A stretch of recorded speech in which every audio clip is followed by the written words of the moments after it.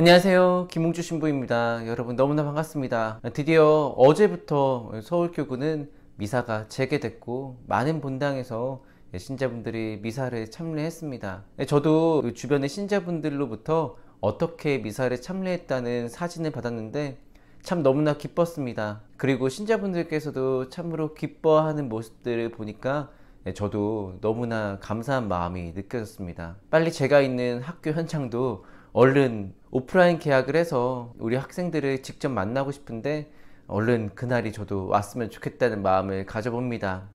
오늘은 제가 여러분들과 신천지 그리고 이단에 대한 얘기를 좀 해보려고 합니다. 우리가 보통 알고 있는 사이비에 대한 이야기를 좀 제가 아예 대놓고 하려고 합니다. 왜냐하면 오늘 우리가 부활 제2주간 금요일의 독서와 복음이 딱 그거에 대해서 생각하기 좋은 내용들이기 때문입니다. 여러분들 지금까지 2달 넘게 신천지에 대해서 이야기를 아주 지겹게 들으셨을 것입니다.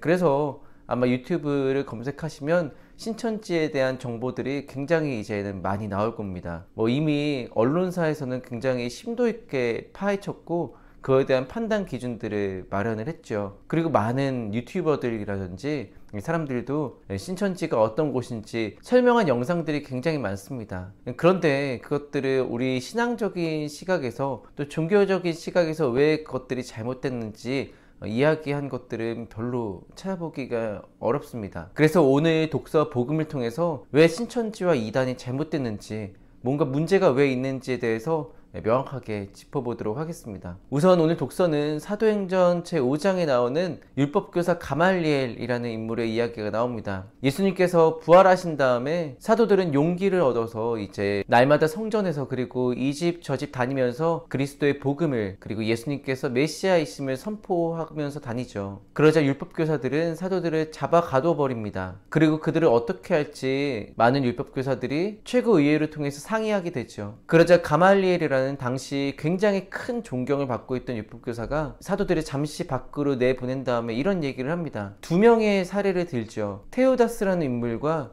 유다라는 인물의 예를 듭니다. 그들은 자신들이 무엇이나 되는 것처럼 그렇게 사람들에게 말하고 선동을 했습니다. 그래서 정말 실제로 많은 사람들이 그 사람들 주변에 모이게 됐죠. 하지만 그들이 살해되고 죽게 되자 그의 추종자들은 다 흩어지게 되었습니다. 가말리엘이라는 그 지혜로운 율법교사가 얘기한 게 그것입니다. 만약에 그들의 계획이나 활동이 사람에게서 나온 것이고 자기네들의 어떤 이기적인 어떤 의도였다면 분명히 그것들은 없어지고 말 것입니다. 하지만 그들의 계획이나 활동이 진정으로 하느님의 것이라면 그 반대로 갈 것이라는 의미이죠. 그래서 가말리엘이 매질이나 하고 풀어주라고 그렇게 이야기를 합니다. 그래서 다른 율법교사들은 그의 말에 수긍을 하게 됩니다. 굉장히 지혜로운 답변이라 저는 생각합니다. 제가 이 성경을 읽을 때마다 이게 정말 하느님의 뜻과 하느님의 뜻이 아닌 것을 제대로 식별할 수 있는 정말 좋은 기준이다. 게다가 오늘 복음은 오병이어 이야기입니다. 우리가 잘 알고 있는. 그런데 여러분들 오병이어 기적에 대한 이야기는 잘 알고 있지만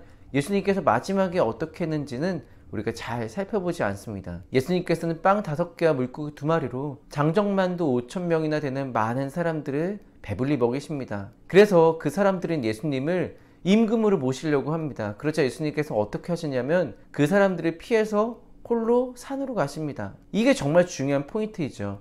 만약에 예수님께서 자신에게 영광을 돌리고자 하셨다면 군중 속으로 가셨겠죠. 하지만 예수님의 목적은 그게 아니었습니다.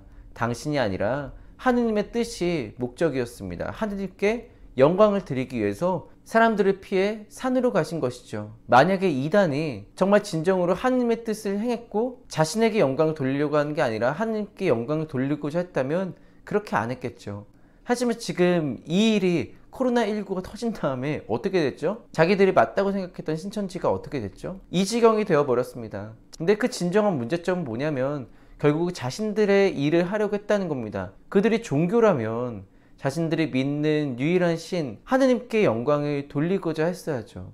그러면 지금까지 그러한 행태는 결코 하지 않았을 것입니다. 그들이 어떻게 하죠? 나를 믿어야지 천국으로 갈 수 있다고 판단을 합니다. 자신들이 신인 것 마냥 말이죠. 또 그 사이에 돈 문제가 있습니다. 얼마를 또 갖고 오라 그래요. 그러면 그 돈을 어떻게 하냐? 그 종교를 운영하는 사람들의 주머니에 들어갑니다. 그런 것들이 문제이죠. 영광을 자신에게 돌리려고 하는 겁니다. 종교는 절대 그래서 안 되겠습니다. 그래서 만약에 제 영상을 지금 신천지에 빠진 분들이라든지 아니면 다른 이단 종교를 믿고 있는 분들이 보시고 계시다면 제가 꼭 말씀드리고 싶습니다. 아직 늦지 않았습니다. 지금이라도 주변에 도움을 청할 수 있는 분들이 굉장히 많거든요. 지금 내가 뭔가 문제가 있다라는 느낌을 조금이라도 받으셨다면 얼른 주변에 도움을 청하십시오. 그러면 주변에서 분명히 여러분들을 도와드릴 사람들이 충분히 있을 것입니다. 만약에 없다면 저에게라도 연락을 하십시오. 제 연락처는 이미 제가 유튜브 게시판에 여러 번 남겨놨기 때문에, 그리고 지금 이 보고 있는 영상에도 제가 이메일이라든지 남겨 놓을 테니까 언제든지 저에게 연락을 주시기 바랍니다. 여러분들은 정말 소중한 존재입니다. 사랑받기 충분한 분들이죠. 왜냐하면 여러분들은 하느님의 소중한 자녀이기 때문입니다. 하느님께서 창조하신 하느님의 모상이라는 얘기죠. 그렇기 때문에 얼른 지금의 어려움에서 빠져나오셔서 진정한 기쁨과 행복을 맛볼 수 있는 그런 앞으로의 삶이 될 수 있었으면 좋겠습니다. 제가 정말 도와드리고 싶습니다.